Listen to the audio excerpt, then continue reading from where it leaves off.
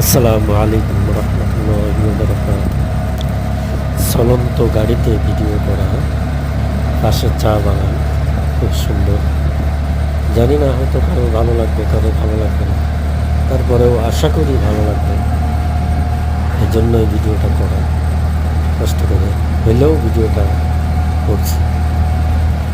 তবে মানুষকে সহযোগিতা যদি না করে তাহলে কেউ কখনোই পারে না। এই জন্যই সবার কাছে একটা আকুল আবেদন থাকবে, সবাই একটু সহযোগিতা করবেন, ইউটিউব চ্যানেলটাকে সাবস্ক্রাইব